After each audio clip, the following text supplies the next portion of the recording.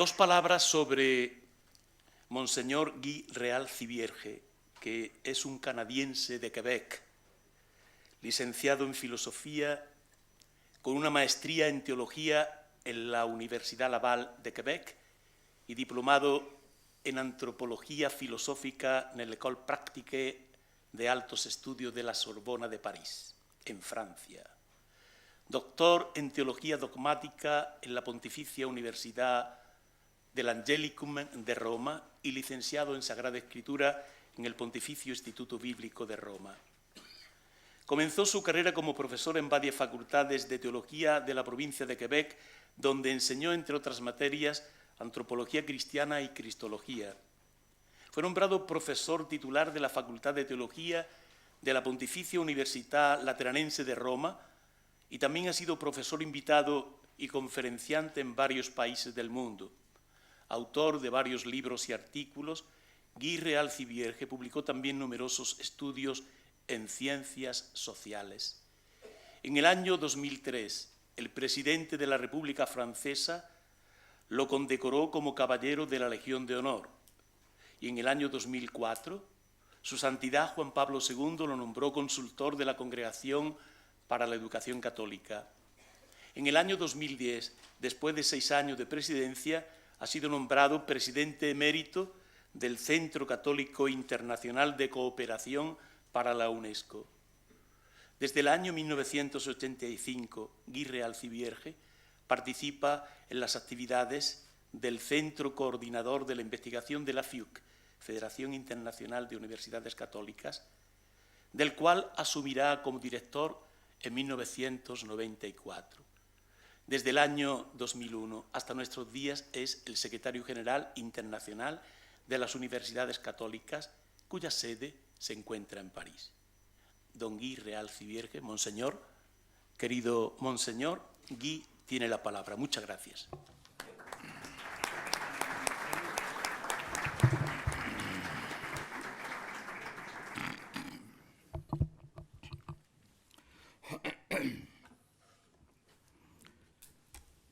Excelentísimo y reverendísimo señor don Demetrio Fernández González, obispo de Córdoba, excelentísimo y reverendísimo señor don Mario Moronta Rodríguez, obispo de San Cristóbal en Venezuela, compañero también del Instituto Bíblico de Roma, ilustres autoridades civiles, muy queridos profesores, colegas y amigos, señores y señoras, muy buenas tardes.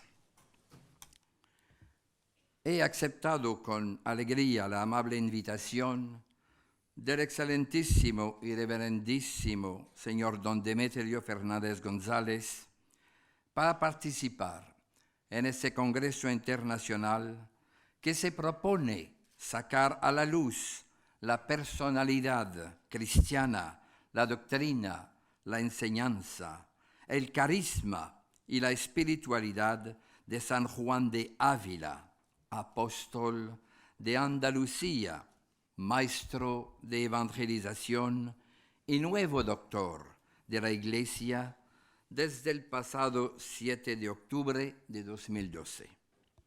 Vamos a intentar discernir en él un modelo profético de fe y de una nueva evangelización para el mundo de nuestro tiempo.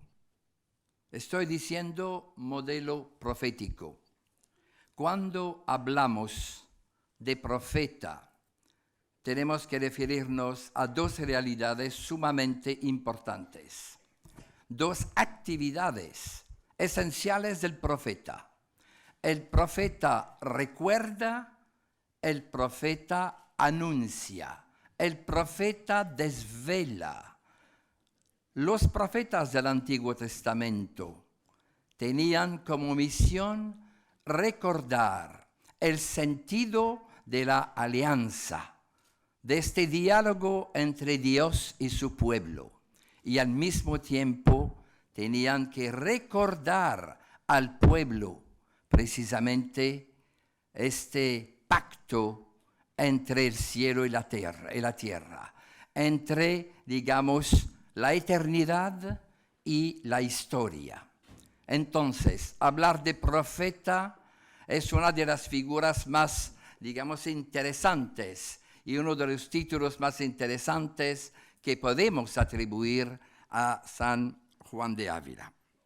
El honor y la responsabilidad que me incumben hoy me conmueven y doy las gracias a todos los organizadores de este importante evento, pensando de un modo muy particular en mi compañero también de estudios romanos y amigo, el padre Antonio Llamas Vela, y también doy un saludo cordial a don Juan Aranda Doncel, también, digamos, organizador, coordinador de este evento.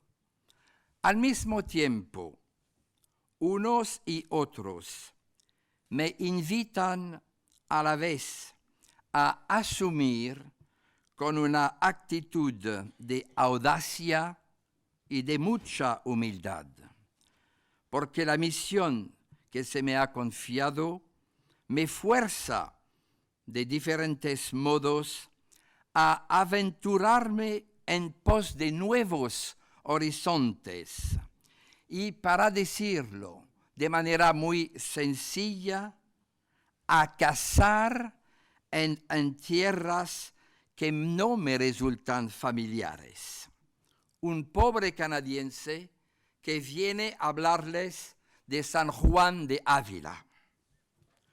Con todo, hay una convicción que me anima, la de gozar del privilegio de presentarles el perfil de un santo que se reveló ya en su tiempo, una época no menos turbulenta que la nuestra, un verdadero educador, un misionero en el alma, preocupado por ayudar a sus contemporáneos en la tarea de descifrar los signos de los tiempos y las necesidades, los desafíos del mundo y de la Iglesia. Mi vida profesional y pastoral está consagrada, como lo decía don Antonio, a la educación superior católica en el seno de la Federación Internacional de Universidades Católicas. Al preparar el encuentro de esta tarde, he descubierto en San Juan de Ávila un modelo luminoso de formador, un sabio y un modelo de evangelización. Este ha sido, señoras y señores, con mucho el fruto más sabroso de la aventura que se me ha propuesto. Esta ha sido con toda evidencia mi mayor recompensa y me siento muy feliz de compartirla modestamente con ustedes al comienzo de esta conferencia internacional. ¿Qué significa para San Juan de Ávila el título de doctor de la Iglesia? Y en sentido inverso, ¿qué significa también para ustedes, para mí, para todos nosotros y para la Iglesia? Me parece que no es posible responder a estas cuestiones más que partiendo juntos al descubrimiento de este personaje fuera de lo común. El método, el itinerario que he elegido se despliega siguiendo una arquitectura tripartita. En una primera etapa, para una mejor comprensión tanto del personaje como del mensaje de San Juan de Ávila, es preciso situarlo en el amplio contexto histórico en el que vivió. En un segundo momento, haremos una escala y examinaremos ciertos aspectos de su rica fisionomía espiritual, casi de su geografía mental y espiritual, y naturalmente también pastoral, e intentaremos tomar la medida de la influencia que ejerció en su época y en la posteridad. Por último, en una tercera etapa, intentaremos sacar a la luz las razones que han hecho que el Papa Benedicto XVI nos lo proponga hoy como doctor de la Iglesia. Con todo, mi contribución no dejará de ser más que introductoria, puesto que la amplitud del pensamiento, de la doctrina, de la obra en su conjunto y su impresionante impacto en la vida de los cristianos de entonces y de hoy van a ser abordados ampliamente por los numerosos colegas y especialistas que intervendrán a lo largo de esta conferencia internacional. Voy a tomarme a sí mismo, señoras y señores, la libertad de precisar que mi contacto con la inmensa obra de San Juan de Ávila me ha llevado a cabo a través de una lectura de su obra que sigue siendo hasta aquí incompleta y a menudo también a través de fragmentos seleccionados y de ilustres comentarios de algunos especialistas. El contexto histórico. En general, se ha convenido en considerar el siglo XV como el otoño de la Edad Media y el siglo XVI como la primavera de la Edad Moderna. Se trata de un período de transición en el que tienen lugar unas transformaciones que marcan un viraje histórico e introducen en una nueva edad, aun cuando resulte difícil asignar a este paso unas características muy precisas. A buen seguro, una de las grandes novedades de este periodo histórico es la dilatación del mundo. Los exploradores europeos llegan a las Américas, a las Indias y a continuación al Japón. La Iglesia había creído durante siglos que todo el mundo había recibido el mensaje de Cristo y he aquí que sus responsables deben tomar conciencia en el transcurso de unos cuantos decenios de que Cristo aún no había penetrado en unos inmensos territorios del mundo. Este hecho histórico interpela a los gobernantes, a la teología, por supuesto, y no hace falta decirlo, a la Iglesia en todos sus componentes, que se encuentra ante la urgencia de proceder en aquella época a una nueva evangelización, porque su misión consiste en predicar el Evangelio, en enseñar a todas las naciones y a todos los pueblos, más aún, en amar y servir al mundo y a la humanidad, ambas criaturas de Dios. De ahí resulta un fervor y un compromiso misioneros que, a pesar de todos sus límites, llevaran el Evangelio a las Américas y al Oriente. Por otra parte, en esa misma época aparece también una fractura profunda que dividirá la Iglesia.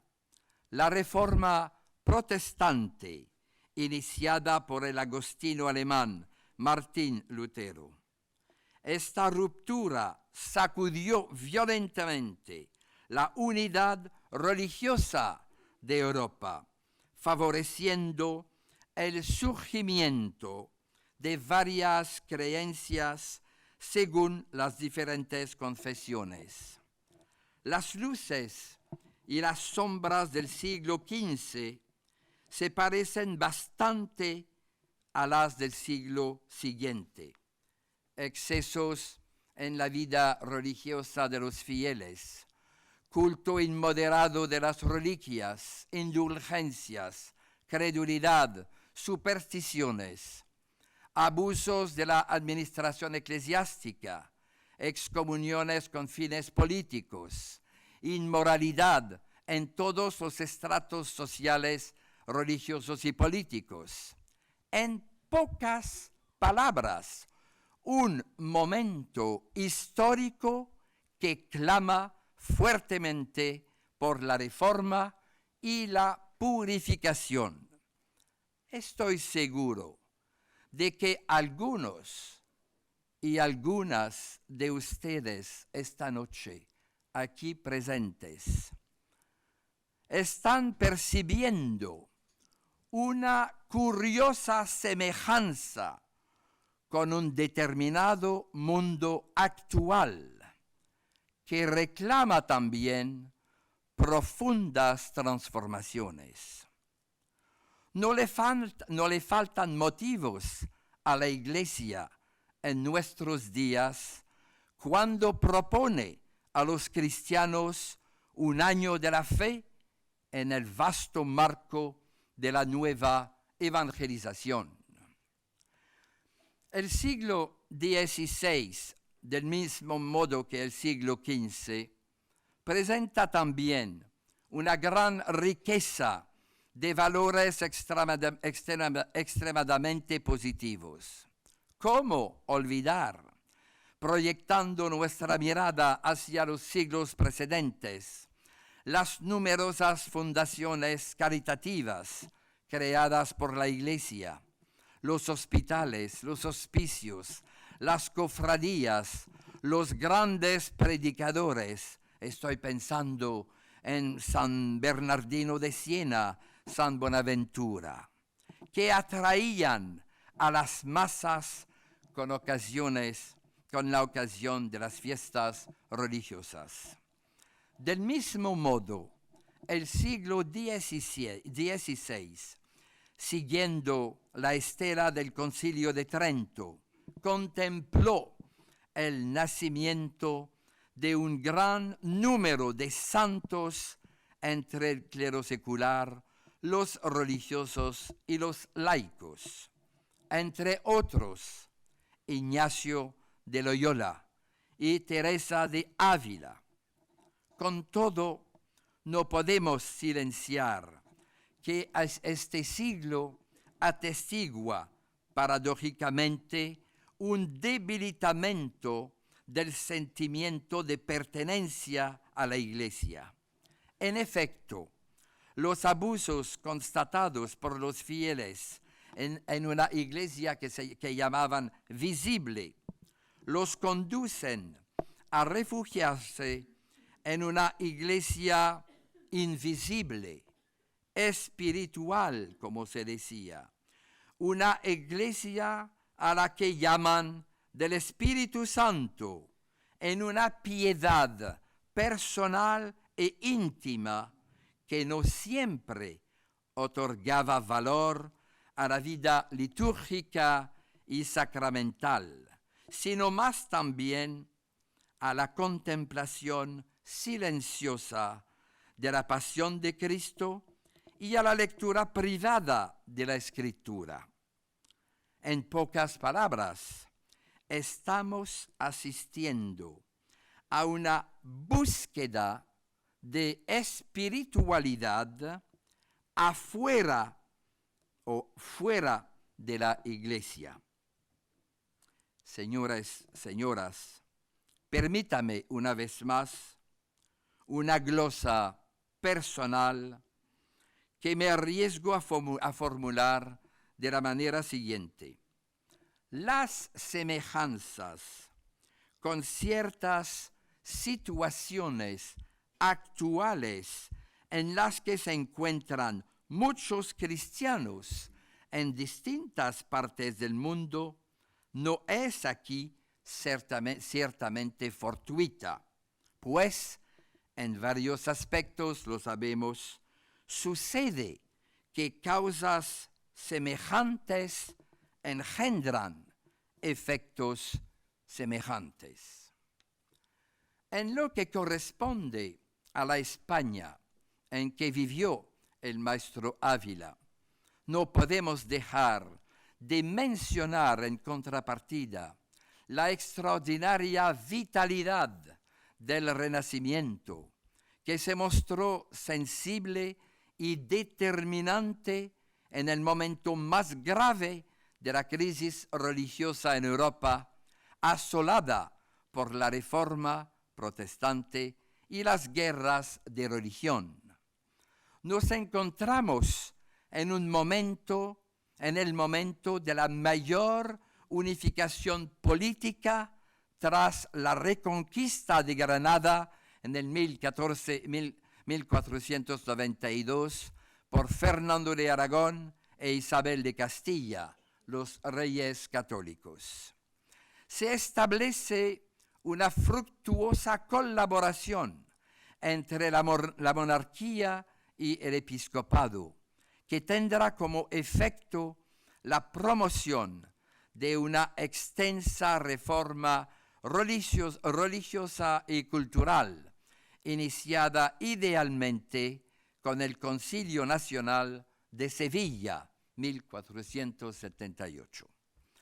Los historiadores, Auger entre otros, han establecido que este período, definido como el siglo de oro de España, representa una cima histórica de la producción teológica y catequética del país. Florecen asimismo los catecismos, los opúsculos que se puedan utilizar inmediatamente en la práctica de la educación de la fe, tanto por el maestro como por el alumno. Los libros de instrucción y de lectura religiosa destinados a las personas y a los grupos mejor preparados, más exigentes en los diferentes planos cultural y espiritual. Movido a la vez por el fervor del medio y paradójicamente por la gran ignorancia religiosa que aparece en todas partes, San Juan de Ávila se acercó al venerable Fernando de Contreras, en el que se inspiró para la enseñanza de la doctrina cristiana a los niños. A tal fin, compuso un pequeño catecismo en versos titulado Declaración de los 10 mandamientos que cantan los niños de la doctrina, de cuya existencia habla el mismo San Juan de Ávila en el prólogo del Audifilia en 1556. Los mismos jesuitas le dieron a conocer más allá de los confines de Andalucía. El método catequítico de San Juan de Ávila comportaba una particularidad sumamente interesante, a saber, que los mismos niños se convertían en catequistas de los otros niños. llegará incluso a pedir al Concilio de Trento, por medio del cardenal Guerrero, que se esfuerce por dar un impulso renovador a la catequesis y hasta que se publique un catecismo único para toda la Iglesia católica. En este contexto, no debemos olvidar, por último, el vasto movimiento bíblico que se había desarrollado sobre todo gracias a la devoción moderna y a un cierto humanismo del que Erasmo de Rotterdam, 1516, fue uno de los protagonistas, tras la llegada del análisis filológico y de la crítica textual aplicada a los textos bíblicos. Se desarrollaba también una exaltación exclusiva de la Escritura por parte de los reformadores protestantes. Todos se recuerdan, sola Scriptura, sola gracia, sola fides, en detrimento de otros valores. Resumiendo, nos encontramos ciertamente en una época rica en fervor, pero que va pareja a una auténtica búsqueda espiritual. Y es en este contexto, naturalmente, que nació el personaje San Juan y que también en este mismo contexto que se desarrolló su vocación y su ministerio. Segunda etapa, fisionomía, geografía espiritual e influencia de San Juan de Ávila. Vamos a recordar, en primer lugar, algunas referencias biográficas. Nació el 6 de enero de 1499 en el seno de una familia noble de Castilla. Comenzó los estudios de Derecho en Salamanca, pero se pasó muy pronto a la Universidad de Alcalá de Henares, donde obtuvo sus grados en Filosofía y Teología. Tras ser ordenado sacerdote en el 1525, celebró, como se decía anteriormente, su primera misa en la iglesia en la que habían sido enterrados sus padres y repartió la parte de la herencia que le correspondió a los pobres. Falleció el 10 de mayo 1569 en Montilla, a la edad de 70 años. Fue proclamado venerable el 8 de febrero de 1759 por el Papa Clemente XIII. Fue beatificado el 4 de abril de 1894 por el Papa León XIII y canonizado el 31 de mayo de 1970 por el Papa Pablo VI. Fue también, yo creo que valga la redundancia, fue también uno de los santos patronos de las Jornadas Mundiales de la Juventud en Madrid en el año 2011 y fue proclamado doctor de la Iglesia el 7 de octubre de 2012 por el Papa Benedicto XVI. Pablo VI resumía así la personalidad y el espíritu del santo de ayer y para hoy en el discurso que siguió a la canonización de San Juan de Ávila. Cito: la figura de San Juan de Ávila surge ahora, casi podríamos decir, con una finalidad profética para marcaros una pauta. Él supo captar los problemas de vuestra patria, que en aquel entonces abría su seno al mundo nuevo recientemente descubierto. Supo asimilar con espíritu de iglesia las nuevas corrientes humanísticas. Supo reaccionar con visión certera ante los problemas del sacerdote, sintiendo la necesidad de purificarse, de reformarse para reemprender con nuevas energías el camino. Termina la cita. ¿Acaso no nos invitó el Papa Francisco, ya desde los primeros acordes de su reciente pontificado, a caminar, edificar y confesar?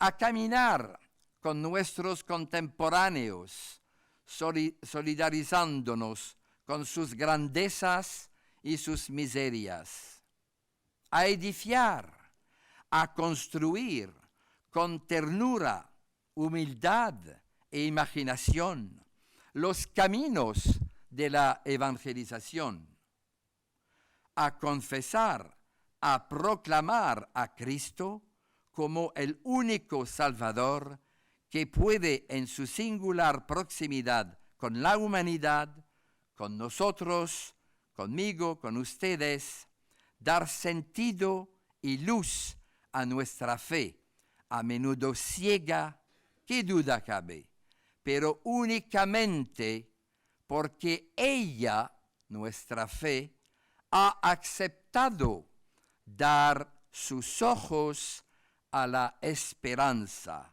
que arraigada en la omnipotencia de Dios, guía con seguridad nuestro itinerario personal y comunitario eclesial. Me dicen que me quedan 5 minutos, mis queridos amigos.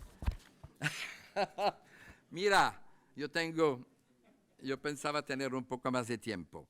Entonces, yo creo que voy a pasar lo que lo desean en el momento apropiado. Van a tener el texto en la conferencia, por supuesto.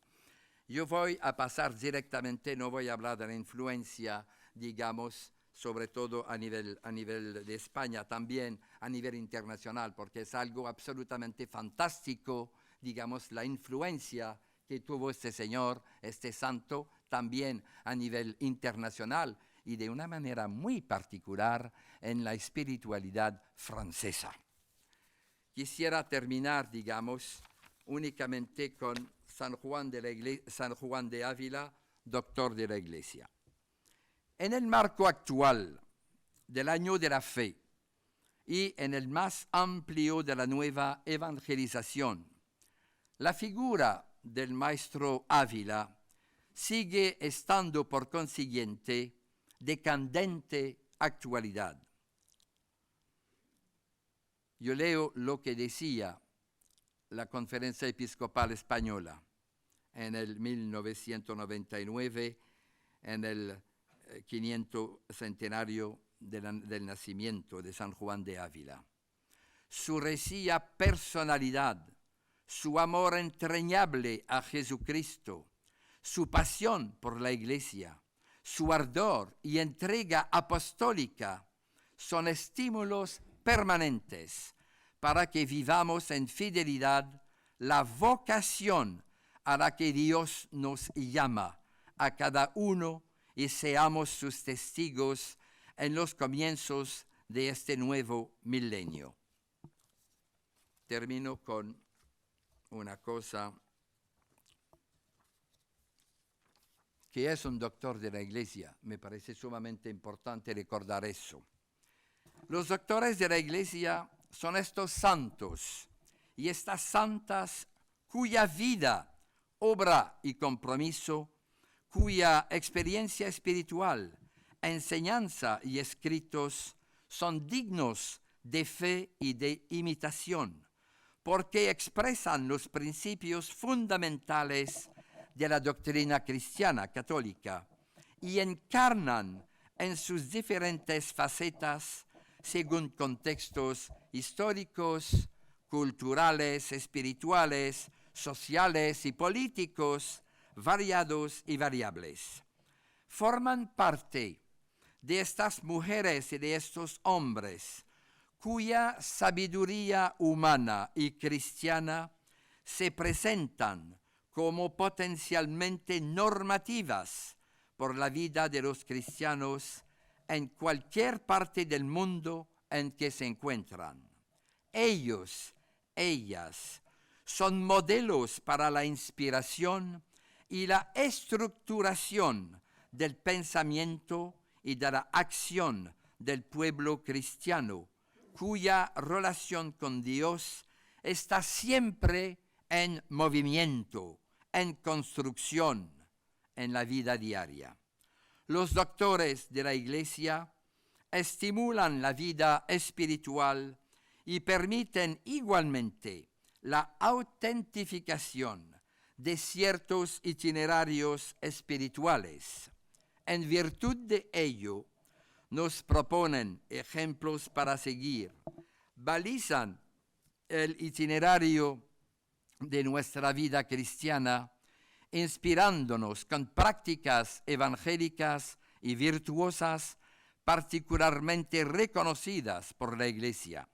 Resumiendo, los doctores de la Iglesia encarnan para los cristianos itinerarios ya probados de progreso y de alegría espirituales en la búsqueda, a veces larga, difícil, dolorosa, de la verdad y de la comunión con Dios y con los hermanos y hermanas en la Iglesia.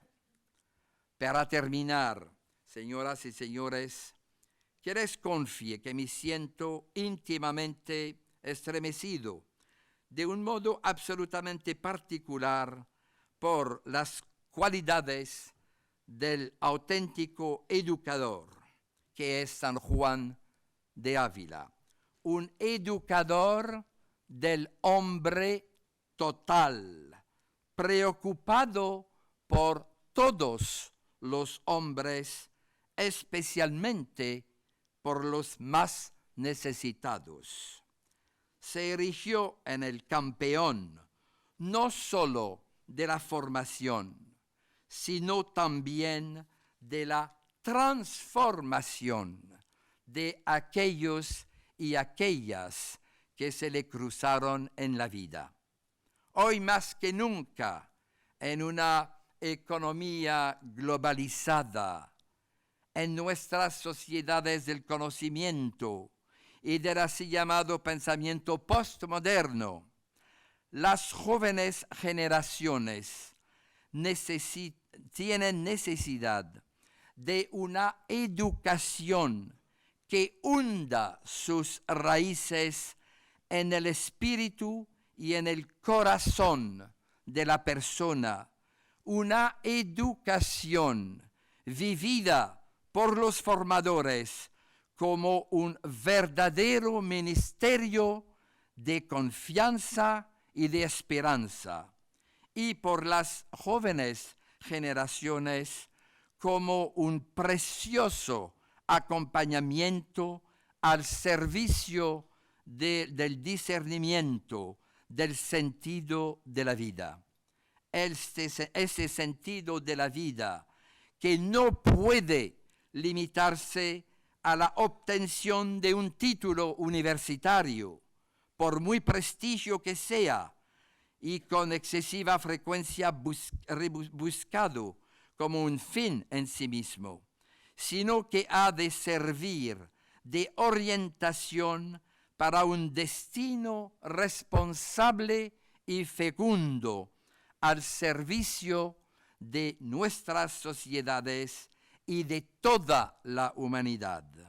San Juan de Ávila no era solo un profesional de la educación cristiana, fue también un educador cuya vida estuvo impregnada plenamente de la intimidad con Dios, de esa proximidad divina que acerca a los seres humanos, a sus expectativas, a sus sufrimientos, a ese deseo de encontrar su pleno desarrollo, porque no hay verdadero humanismo sin trascendencia.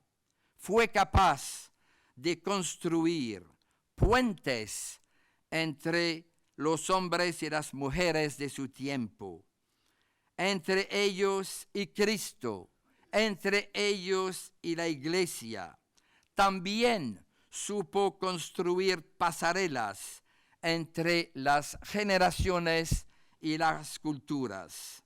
Su irradiación, cuya profundidad y extensión todavía no hemos acabado de descubrir, nos invita también a repensar nuestros modelos educativos y a concebirlos como arraigados en una vocación y en una misión a partir de una constelación de valores iluminados por el Evangelio y la persona de Cristo. Les deseo un muy agradable y fructuoso Congreso Internacional. Muchas gracias.